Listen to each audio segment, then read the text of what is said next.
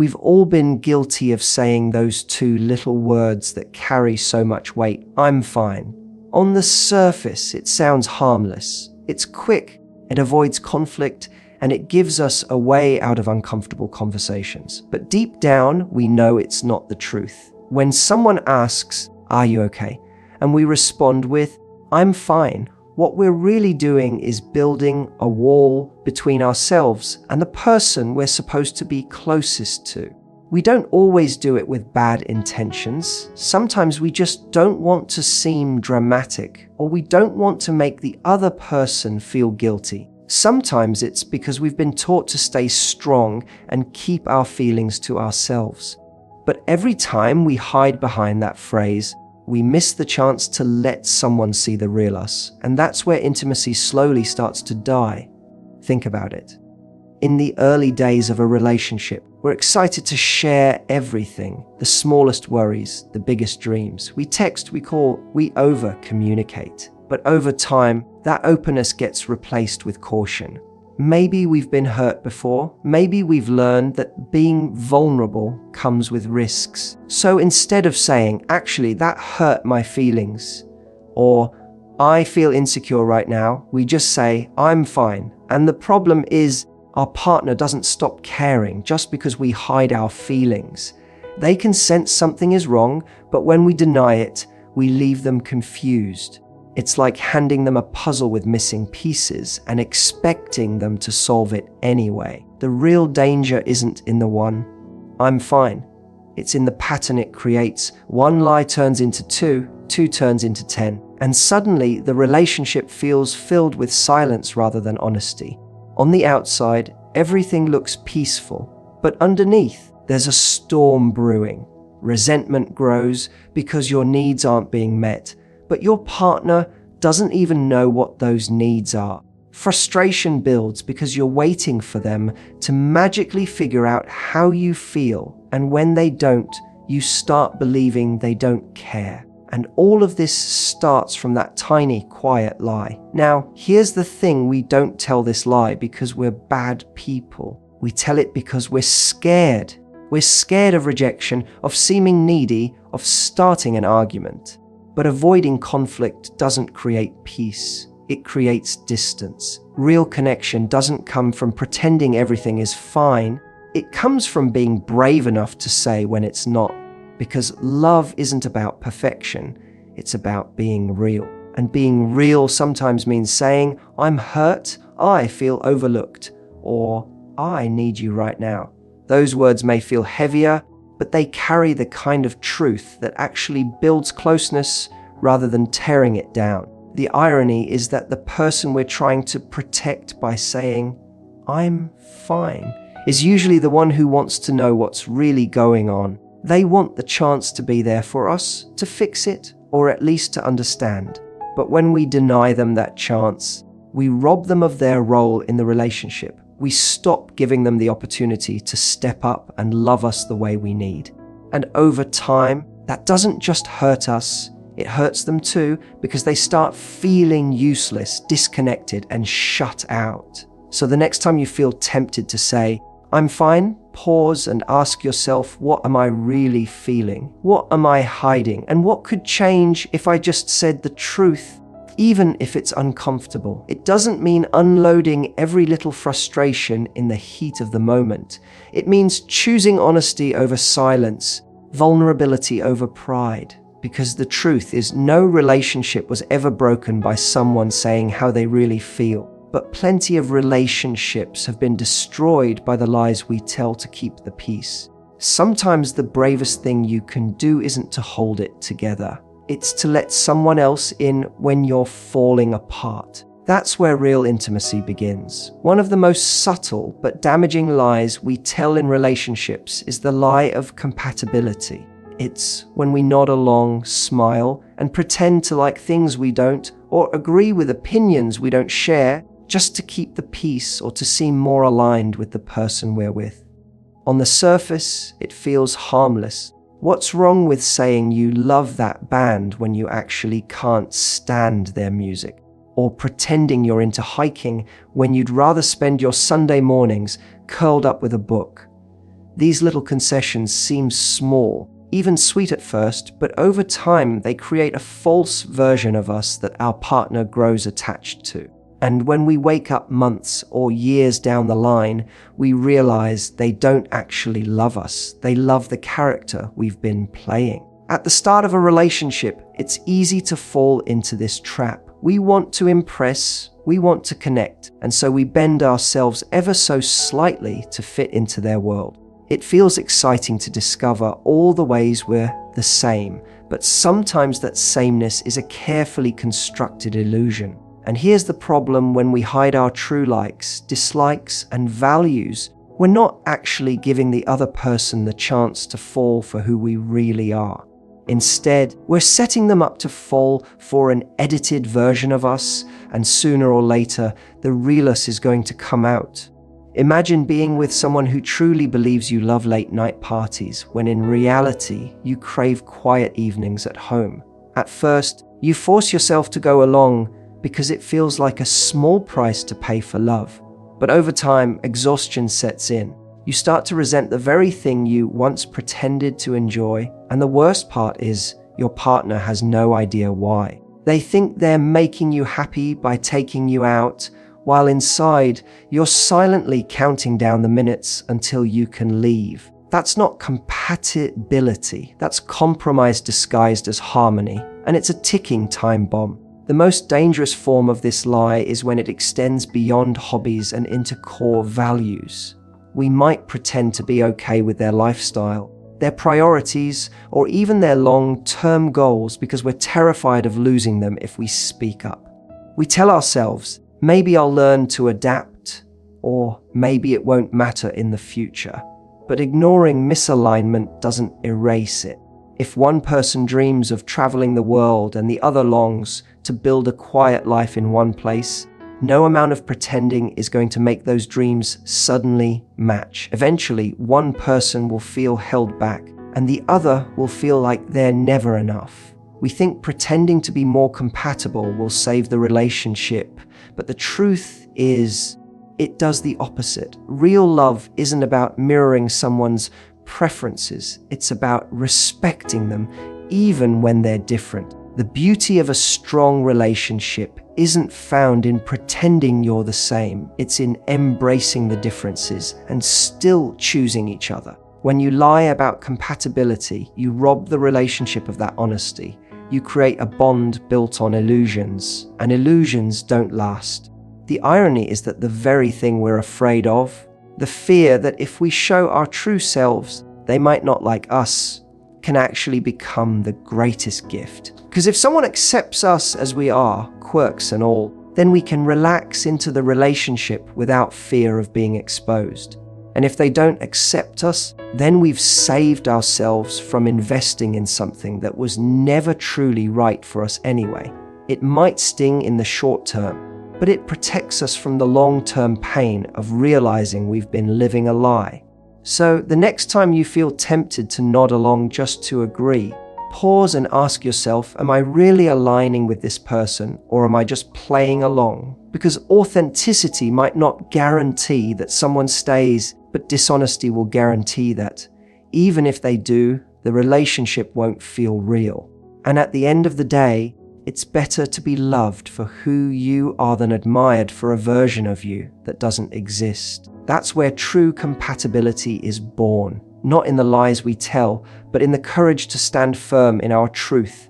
Another hidden lie we often tell in relationships is the sacrifice lie. It sounds like this: it's fine, I don't mind, or don't worry about me, I'll manage. On the surface, it looks selfless, even noble. We give up our preferences, our time, or even our dreams, telling ourselves that compromise is part of love.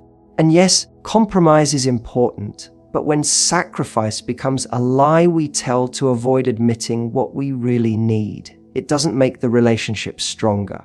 It slowly erodes it from the inside.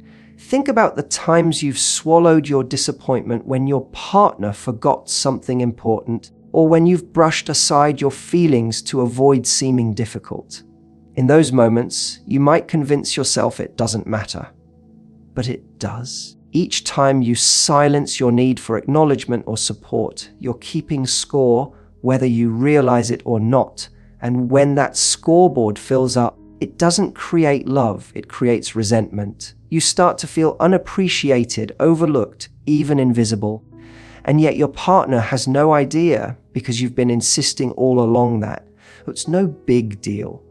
The problem with this lie is that it tricks us into believing we're doing something kind, when in reality we're building a debt in the relationship. We wait for the day when all our unspoken sacrifices will be noticed, when our partner will suddenly realize how much we've given up and repay us with equal devotion.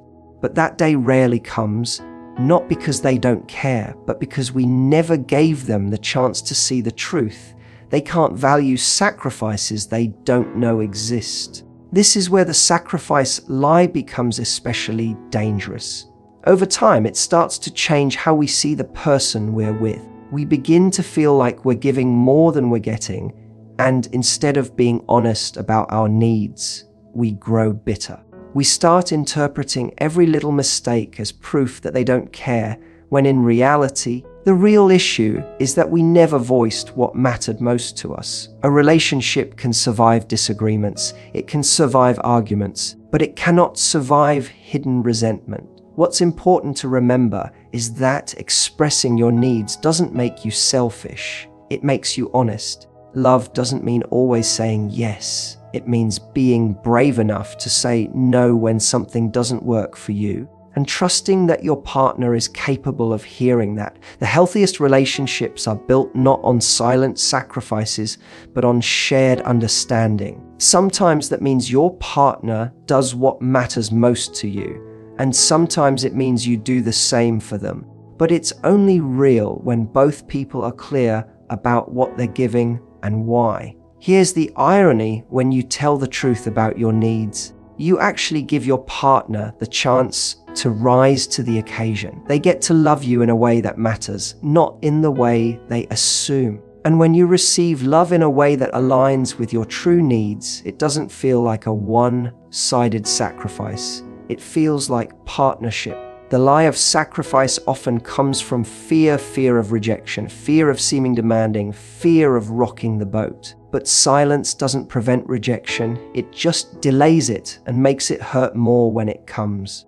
A partner who truly loves you doesn't want a version of you that hides behind silence. They want the real you, with all your needs, quirks, and boundaries, because that's the only way they can know how to love you fully. So the next time you feel the urge to say, "Don't worry, I'm fine without it," stop and check in with yourself. Is it really no big deal? Or are you disguising your needs as unimportant because you're afraid to voice them? Because lasting love doesn't come from pretending sacrifice doesn't cost you anything. It comes from telling the truth about what you need and trusting that the right person will meet you there. That's not selfish. That's the foundation of a relationship that actually lasts. One of the most deceptive lies we tell ourselves in relationships is the future fantasy lie. It's the voice that says, "It'll get better later," even when deep down we know the present doesn't feel right. We convince ourselves that the fights will stop once things calm down at work, that the emotional distance will disappear after the next vacation, or that the lack of passion will magically reignite when the timing is better. We hold on to the hope that the relationship we want is just around the corner, and in doing so, we ignore the relationship we're actually living in right now. This lie is powerful because it's wrapped in optimism. Hope is a beautiful thing, and in the right context, it fuels growth and resilience. But when hope becomes denial, it blinds us. It makes us cling to potential instead of reality. We find ourselves investing more and more time, energy, and love into a version of the relationship that doesn't exist yet, all while neglecting to face what's actually happening between us in the present. We tell ourselves stories. He'll be more affectionate when he's less stressed. She'll want to commit once she's ready. They'll change once they realize how much I love them. But love doesn't work that way. people don't suddenly transform because we keep waiting. A relationship isn't built on who someone might be one day. It's built on who they are right now. And the danger of this lie is that it keeps us stuck, waiting for a future that may never arrive, while the truth stares us in the face. If it doesn't feel right today, chances are it won't magically feel right tomorrow. What makes this lie so seductive is the fear underneath it. We're afraid of letting go, afraid of starting over, afraid that if we stop believing in the future, we'll lose everything we've invested. So we keep pushing, keep hoping, keep waiting, because admitting the truth feels too painful. But what's even more painful is waking up years later realizing we've wasted time on a relationship that only existed in our imagination. The future fantasy lie also shows up in smaller ways. Maybe you excuse the lack of appreciation, telling yourself they'll notice eventually. Maybe you accept their lack of effort, convincing yourself they'll grow out of it. But every time you do this, you're bargaining with yourself. You're settling for less than what you need today in the hope that tomorrow will somehow compensate. The problem is, tomorrow rarely delivers. The truth is, the present is the best predictor of the future. If someone isn't listening now, why would they suddenly start listening later? If you don't feel loved and valued now, why assume it's just around the corner? Relationships do grow and people can change, but change only happens when both people are actively working toward it. Waiting for change without action is like sitting on a couch and hoping to get fit. It doesn't happen. Breaking free from this lie takes courage. It means asking yourself the tough questions. Do I love the relationship I'm actually in, or the one I wish it could be? Am I with this person for who they are, or for who I hope they'll become? Those questions may be uncomfortable, but they cut through the illusion. They bring you back to reality, where the real decisions can be made. The irony is, facing the truth doesn't always mean ending the relationship. Sometimes it means having an honest conversation about what isn't working and seeing if both of you are willing to change in the present, not the future. But it does mean refusing to live on borrowed time, because the moments you spend waiting for a fantasy are moments you'll never get back.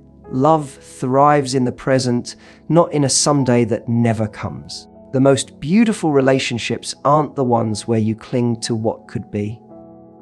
They're the ones where you can say, I love what this is right now. And if you can't say that, then it's time to stop lying to yourself and ask whether the future you're holding onto is worth the present you're sacrificing. One of the most common but rarely admitted lies we tell in relationships is the confidence lie. It's the mask we wear when we pretend we're secure, when deep down we're battling doubts, fears, and insecurities that we don't dare show. We convince ourselves that if we appear strong and unaffected, we'll be more attractive, more lovable, and less likely to be hurt. So instead of saying, I feel left out when you don't include me, we act like it doesn't bother us. Instead of admitting, I need reassurance sometimes, we pretend we're completely independent. On the outside, we look confident, but on the inside, we're craving connection and validation. This lie is tricky because it doesn't feel dishonest at first. After all, we tell ourselves no one wants to come across as needy or insecure. So we hide the parts of ourselves that feel vulnerable, thinking it will make the relationship easier. But in reality, hiding those parts only creates distance.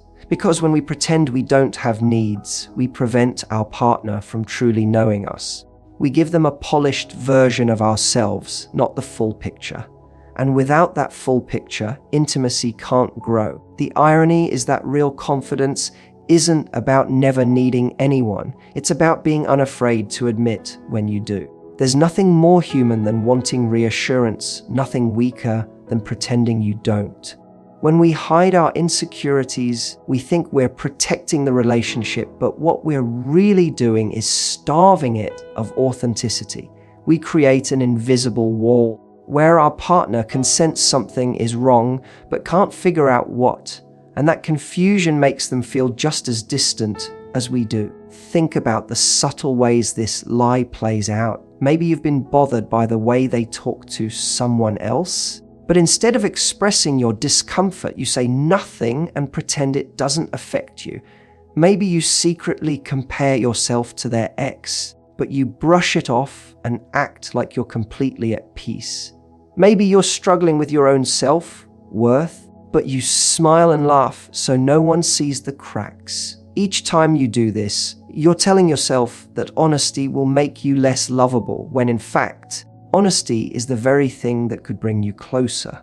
The confidence lie often stems from fear that if we reveal our insecurities, we'll be judged, rejected, or worse, abandoned.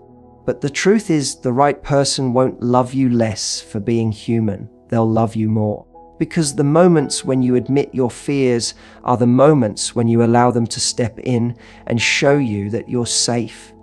That's how trust is built, not by pretending you're invincible, but by showing you're real. The danger of this lie is that it doesn't just hurt the relationship, it hurts us. Carrying the weight of pretending is exhausting. It keeps us in constant performance mode, always trying to look confident enough, secure enough, easygoing enough, and that performance robs us of the peace that comes with simply being ourselves. A strong relationship should feel like the one place where you don't have to perform, where you can let your guard down and know you'll still be loved. So the next time you feel the urge to fake confidence, pause and ask yourself, what am I really afraid of? Am I afraid of their reaction, or am I afraid of being seen? Because love is not about hiding, it's about being known. And the person who truly loves you doesn't want the flawless version of you. They want the honest version, the one who sometimes doubts,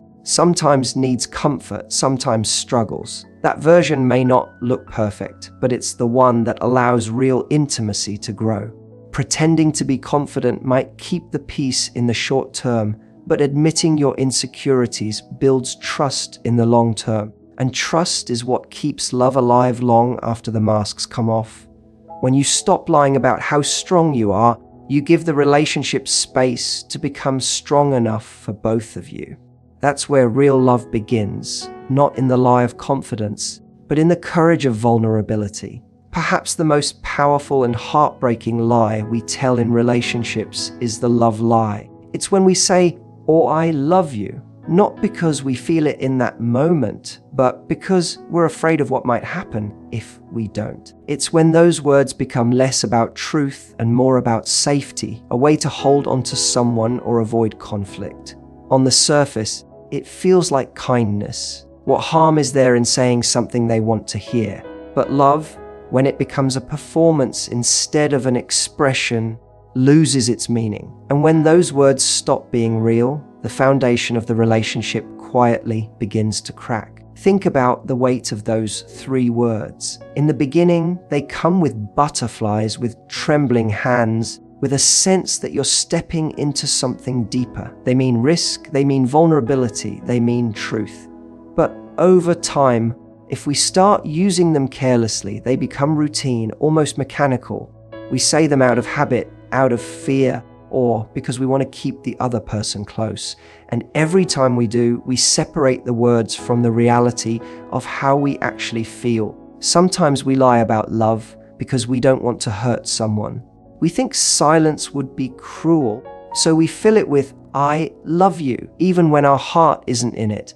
Other times we do it to protect ourselves, because we know withholding those words might make the other person question us, pull away, or even leave. And so we say them to keep the peace, to avoid the confrontation that honesty might create. But what we don't realize is that in avoiding temporary pain, we're planting the seeds of long-term disconnection. The love lie is dangerous because it convinces us that we're giving, when in reality, we're taking.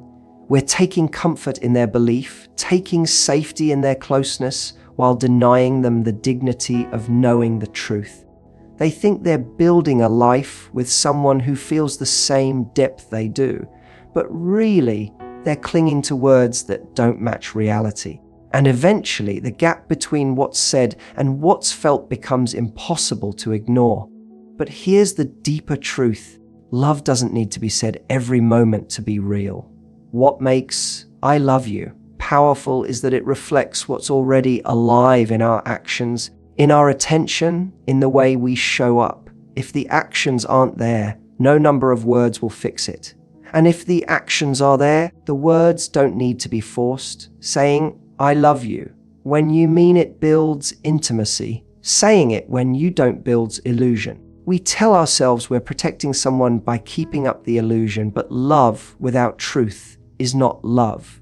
It's control. It keeps someone tied to us under false pretenses when real love would give them the freedom to know where they stand and choose accordingly. That kind of honesty is terrifying, yes, but it's also the only path to a love that's real. Because love isn't about keeping someone close at any cost. It's about being brave enough to tell the truth, even if it risks loss.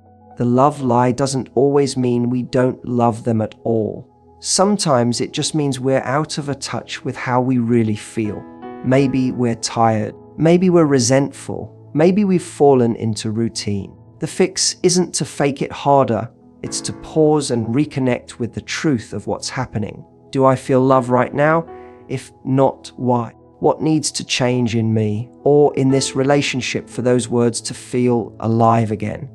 Those are the questions that bring us back to reality, to a place where love can breathe again. The greatest gift we can give someone isn't constant reassurance in the form of empty words. It's honesty.